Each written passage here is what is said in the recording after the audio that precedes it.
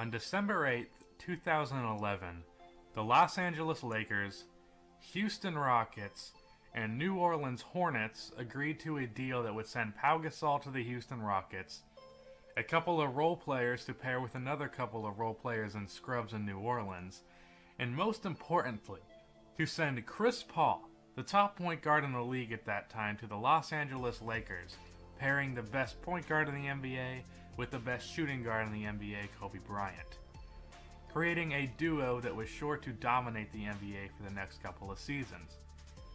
But, and the but part is the one that breaks Lakers fans' hearts, David Stern vetoed the trade because at the time, the Hornets were without an owner, so the NBA called the shots for the Hornets, and for basketball reasons, you can't see it but I'm doing air quotes, he who shall not be named called off the trade, and a few days later, Chris Paul still ended up in a Los Angeles jersey, but it was a Clippers Los Angeles jersey, and that had to have stung the most. Now that's the reality. The reality is CP3 is a Clipper destined to be a second-round exit for the rest of his career. And the Lakers are a lottery team, but they do have a bright future. But what if Chris Paul wasn't traded to the Clippers, and he instead ended up on the Los Angeles Lakers? Well, first of all, after joining the team, Kobe and CP3 both worked to learn to play off of the ball, as they were both ball-dominant players, and Derek Fisher became the leader off of the bench as a scorer, a role they never had playing next to Kobe. The Clippers, without Chris Paul, hold on to their young promising point guard Eric Bledsoe, because somebody needs to play point guard, and they still do trade Eric Gordon and his knees, but instead of ending up in New Orleans, he sat on the bench for the Denver Nuggets in a trade that sent Gordon to the Nuggets for Wilson Chandler, because the Nuggets wanted a potential star 2 guard to play next to Ty Lawson. One small but eventually significant move is the Celtics re-signed Kendrick Perkins, because with the added offensive firepower of the Lakers, the Celtics will take any defense that they can get. Other than that, there are no significant changes. Skipping on to the playoffs, the Rockets with Pau Gasol gain a couple more wins, making them the 5th seed instead of the 9th, because with the lockout season, 6 extra wins makes a huge difference in seeding. The Lakers get the 1st seed, and the Clippers don't make the playoffs without Chris Paul. Seeding in the East remains the same. In the first round, the Lakers sweep the Jazz easily. The Rockets, in a brother versus brother matchup, beat the Grizzlies in 6 games. The Big Three in OKC beat Ty Lawson and the Nuggets in 5 games, and the Spurs make short work of the Dallas Mavericks. And in the second round, the Lakers beat the Rockets while Pau Gasol tried desperately to get revenge for being traded. And the Thunder showed that they could be an NBA dynasty in a few seasons by beating the veteran Spurs in a 6-game battle of the old school and the new school. Now in the Western Conference Finals, OKC versus the LA Lakers, in Game 1 and 2, the Lakers dominated home court.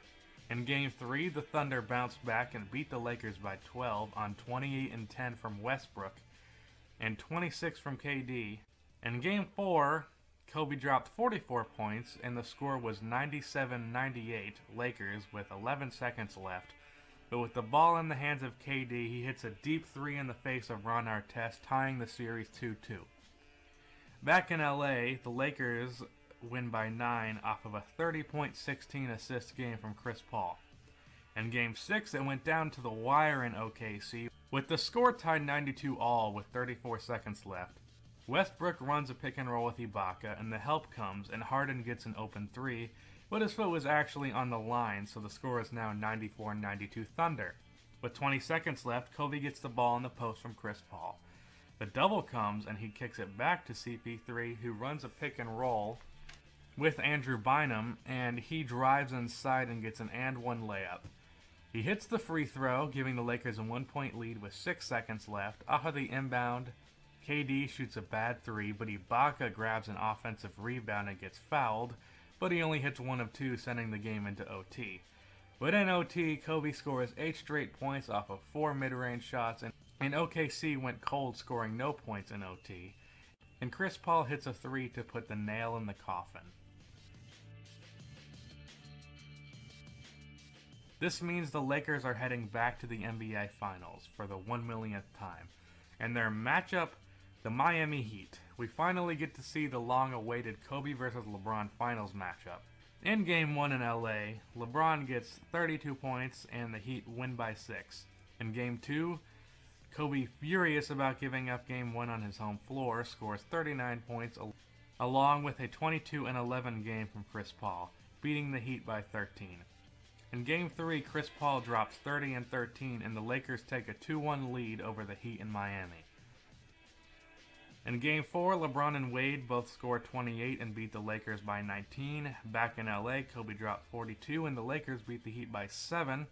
Game 6 goes to double OT as both teams exchange clutch shots, but the Heat prevail in overtime. In Game 7, the Heat turn up the intensity and start doubling CP3 and Kobe, forcing the Lakers to go to Ron Artest and Andrew Bynum, as Kobe only has 23 points on 34% shooting, and CP3 has 12 and 9 with 6 turnovers. So the Miami Heat prevail in Game 7. And it becomes obvious to the Lakers management that just Chris Paul and Kobe will not do it, so they start calling general managers around the league to find available stars. In the NBA draft, there are some drastic changes, the biggest one being Anthony Davis goes to the Kings. Kevin Martin and Louis Scola gave the Hornets a few more wins, dropping their draft stock. So Boogie and AD joined forces in Sacramento earlier than they do in New Orleans, creating what I'm sure will be the best big man duo of all time. The Hornets' replacement for Chris Paul is now Bradley Beal instead of Anthony Davis. Sorry, Pelicans fans. The Celtics, who have the Clippers pick, draft Andre Drummond, as without CP3, the Clippers pick went from 21st to 7th. And the Pistons draft Terrence Ross as they were going for the best available at that point. Sorry Pistons fans, though I'm a Bulls fan, so I'm actually not sorry. As far as free agency is concerned, most things stay the same, but the Lakers sign Ryan Anderson to play power forward as Josh McRoberts ain't doing it. And Derek Fisher re-signs with the Lakers instead of going to the Thunder. And the Thunder, with a bit of money to play with because of a lack of Kendrick Perkins on their roster as well as dumping Cole Aldridge's contract, the Thunder sign Omer Asik as a defender and rebounder. And Steve Nash, instead of going to LA, signs with the Toronto Raptors to go back to play in Canada. Now I mentioned that the Lakers front office was looking for a star, and they found that star in Dwight Howard. They make a deal that sends Andrew Bynum to the Sixers, Andre Iguodala to the Nuggets, and some other players to make the moves work moved around.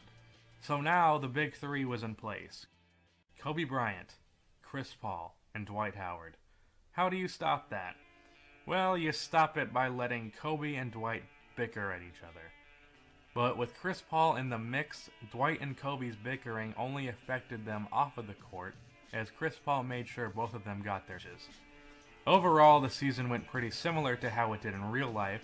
One notable change is the Sacramento Kings make the 8th seed with an exciting rookie season from AD. The Kings hold on to Tyreke Evans because with Boogie and AD to throw the ball to, he flourished as the Kings point guard. In the East, things remain fairly the same, but the Wizards without Beal get 3 less wins. The Clippers miss the playoffs again, getting the 11th seed. The Lakers get the 2nd seed as the OKC Thunder catch the 1st seed. And the Hornets get 8 less wins with Beal instead of AD. The Celtics get 5 more wins with Drummond, who eventually earned a starting spot, and he got a lot more minutes with the Celtics than he did with the Pistons behind Greg Monroe. So the Celtics capture the 5th seed rather than the 7th. In the first round, the Thunder take care of the Kings in 4. Because as good as AD and Boogie are, they are still young. And the Lakers, for the 2nd year in a row, sweep the Jazz. The Spurs beat Houston, and the Grizzlies beat the Warriors. In the East, the only difference is the Bulls lose to the Pacers as they get the 6th seed because the Celtics changed up the standings. In the 2nd round, OKC beats the Grizzlies in 6 games, and the Lakers and Spurs battle it out, but the Lakers' star power beats the Spurs system in 6 games. The Heat actually match up against the Knicks in the Eastern Conference Finals because the Knicks matched up and beat the Pacers. Because the Knicks matched up against and beat the Pacers, with the Celtics jumbling up the standings, but the Heat hand them a reality check in a 5-game gentleman sweep as LeBron dominates his marquee matchup with Melo. Back to the West, we see a rematch of the OKC Thunder and the LA Lakers, a matchup that is becoming a huge rivalry. In Game 1 and 2, the Thunder defend home court, making it 2-0, and the Lakers do the same in Game 3 and 4, making it 2-2. Back in OKC, KD goes off for 45 points as they demolish the Lakers, making it 3-2 OKC. Back in LA, the Thunder head into the fourth with a 15-point lead, and it's looking like we will see a Heat OKC matchup in the finals. But Kobe will not let that happen. With only 20 points in the first 3 quarters, Kobe leaves Game 6 with 47 points, including a game-winning fadeaway, tying the series 3-3. In Game 7, things got pretty crazy. Down 6 with a minute left, Kobe hits a 3, and then Kobe gets a steal and then runs the break and pulls up and hits an and 1-3. So down 1 with 32 seconds left, KD steps up and actually steps back and once again hits a clutch shot over Ron Artest. With 22 seconds left, Kobe takes a pull-up, but it's off. But Dwight Howard gets the rebound and kicks it to Chris Paul, and he knocks down a 3, giving the Lakers a 2-point lead with just a few seconds left. With just a few seconds left, Durant misses and Asik grabs the offensive rebound and gets fouled. And Asik, who is not a good free throw shooter, makes the first, and with everyone on the edge of their seat, he misses the second. So after a couple of free throws, the Lakers are going to get a rematch versus the Heat. And I wish I could say this series was as epic as it was last season, but it really wasn't.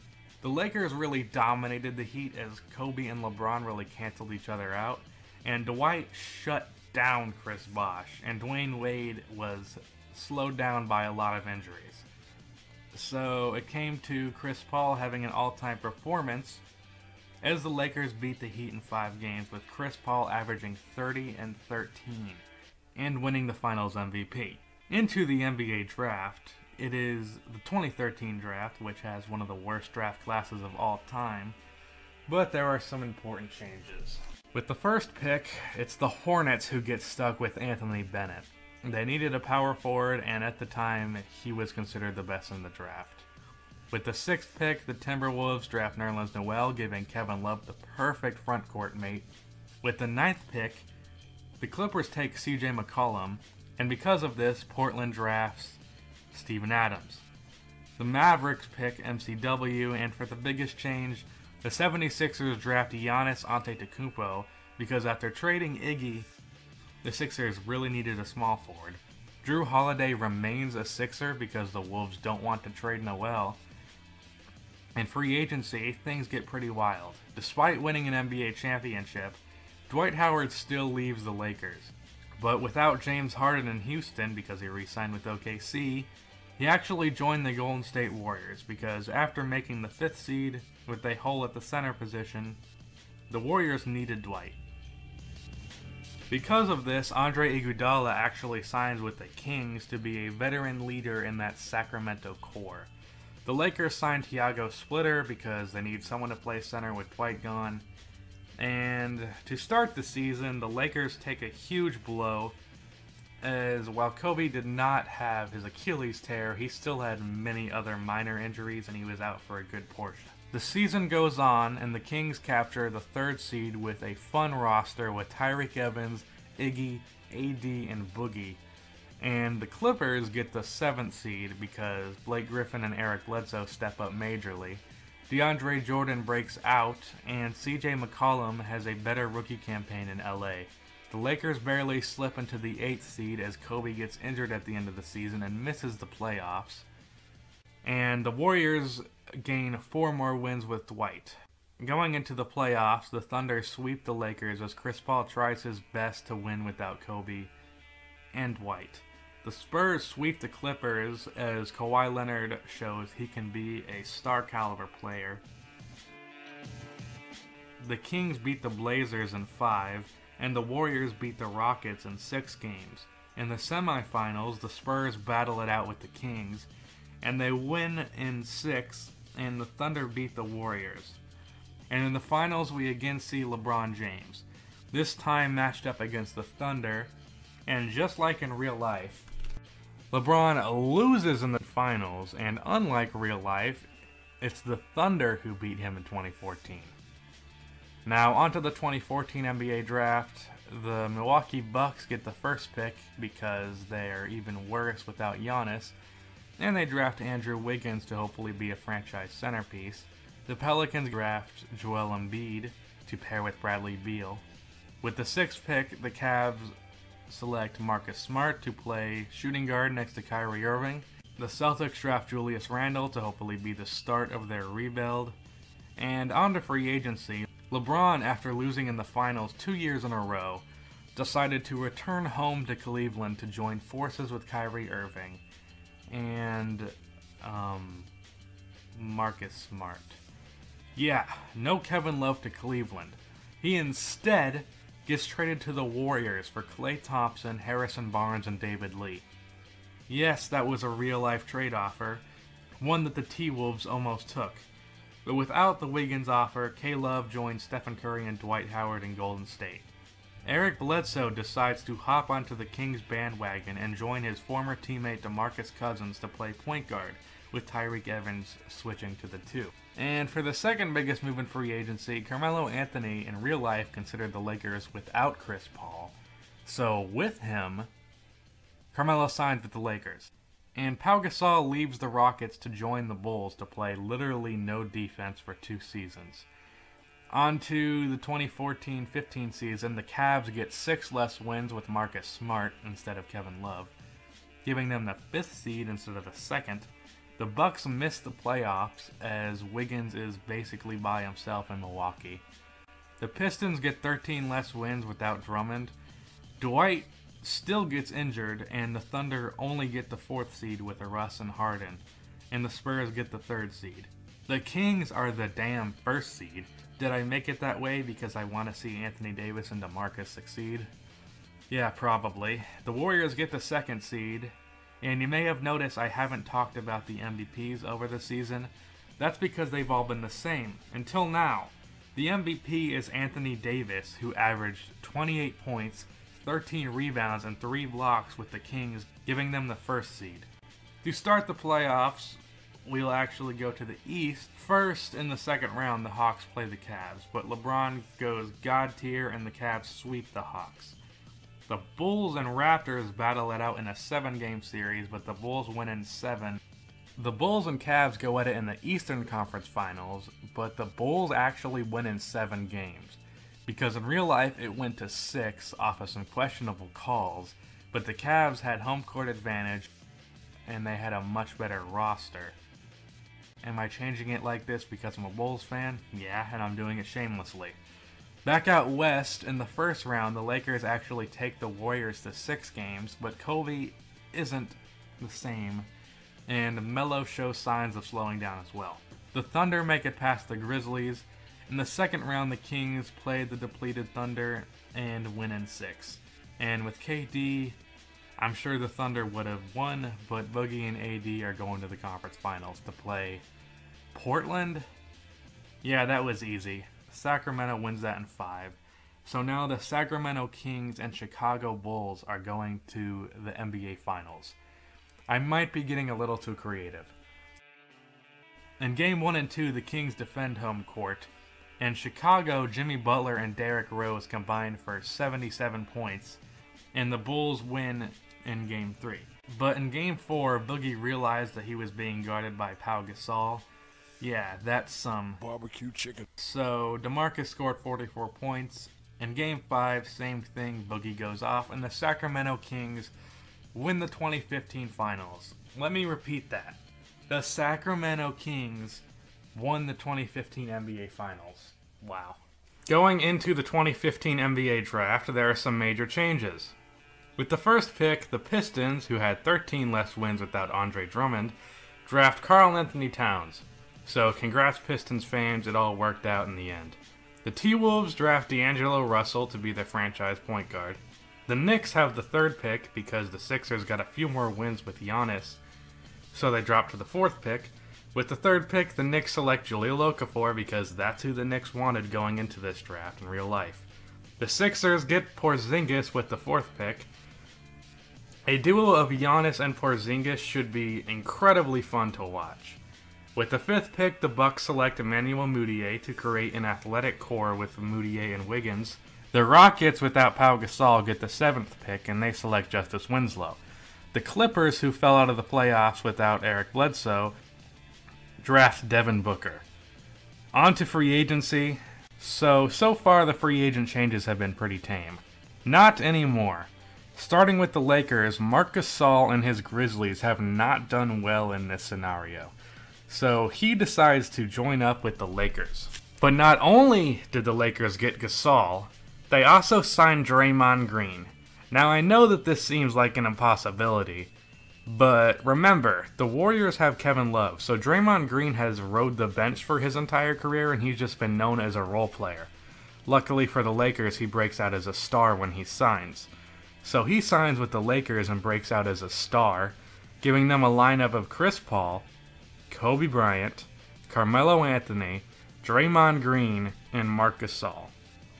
And to top that all off, they signed David West to be a scorer off of the bench. So the Lakers look like they might be back to contending again. Back out east, Paul Millsap joins the Cavs because, again, Kevin Love is in Golden State. This creates the big three of LeBron James, Kyrie Irving, and Paul Millsap. Going into the 2015-16 season, in the West, the Lakers jump from the 7th seed to the 3rd seed behind Sacramento and OKC, with the Warriors dropping to the 5th seed because Dwight Howard is on the decline. Out east, the Cavaliers dominated. At the trade deadline, Enes Kanter, who originally went to the Thunder, gets traded to the Blazers because with Harden and Ashik, the Thunder don't have the cap space to re-sign him. The Sixers out east get the 7th seed with both Giannis and Kristaps Porzingis dominating, and they promptly got the nickname the Unicorn Brothers. The Bulls also remain a top 5 seed because after making the finals, despite it seeming like a real fluke, the Bulls management does not fire Tom Thibodeau. On to the 2015-16 playoffs. In the first round in the West, the top 3 seeds all sweep their matchups, and the Spurs beat the Warriors in 6 games. In the second round, the Spurs pull off a massive upset and beat the Kings as Kawhi Leonard averages 39 points per game in a 7-game series. In the Lakers vs. Thunder series, Omer Asik has really declined as a player and a defender specifically, and Marc Gasol dominated him in the post. All that with Draymond Green guarding KD and CP3 guarding Westbrook, along with Gasol blocking shots all over the court. The Lakers' defense wins this one in 6 close games. In the conference finals, the same thing happens for the Lakers. Their defense was just way too much. Even Melo was playing defense in this system. The Lakers' ferocious defense again wins this one, and the Lakers are on a roll that no one really saw coming. Heading into the finals, we will again see Kobe and LeBron match up in the finals. This time with very different teams, and Kobe not being nearly as good as he once was. But still, in Game 1 in Cleveland, Draymond Green held LeBron to only 18 points, but because Draymond was guarding LeBron, that meant that Melo had to guard Millsap, and Millsap cooked him with 36 points. Kyrie Irving also had 30 of his own points in that game. And the Cavs win by 16.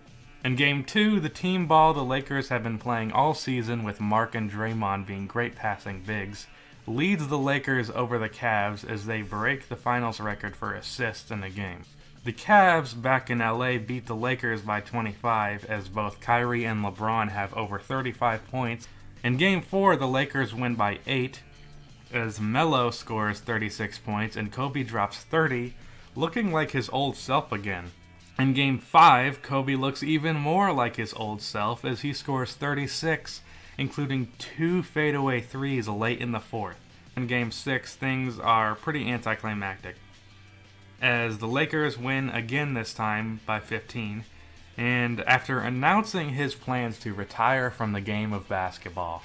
Despite not being the best player for the Lakers in the finals, Kobe wins the finals MVP and he retires on top. And now for the final draft. The class of 2016 has been pretty disappointing so far. But here are the changes nonetheless. The New Orleans Pelicans get the first pick, and they draft Ben Simmons, meaning Ben and Joel Embiid will still be teammates, but in New Orleans this time. The Pistons with the second pick take Brandon Ingram to hopefully be a perimeter scorer next to Karl Anthony Towns. And besides for that, all changes are fairly insignificant. And for the final free agency, the Cavs have a lot more money this offseason than they did in real life because they never traded for Shumpert and JR. So for 1 year and about $13 million, Dwayne Wade takes a pay cut and joins the Cavs.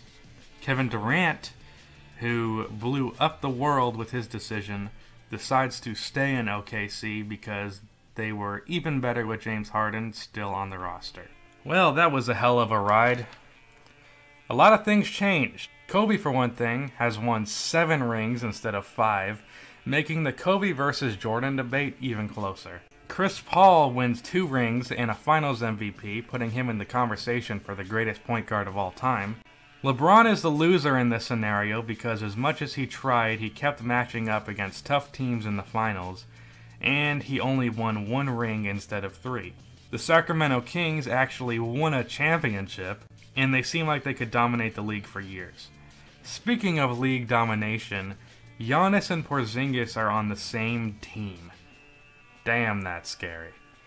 Anyway, I have to say to guys like Mike Orzemba, after working on this video for hours upon hours upon hours, recording, script writing, editing, and so on, I can really appreciate just how much work goes into this.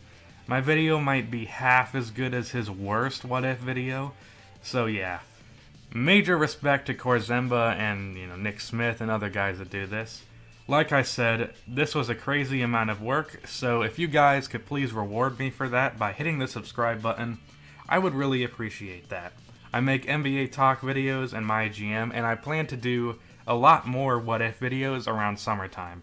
And with that, I'm out, and cue the outro music. Let's get rich and buy our parents' homes in the south of France. Let's get rich and give everybody nice sweaters and teach them how to dance. Let's get rich and build a house on a mountain, making everybody look like ants.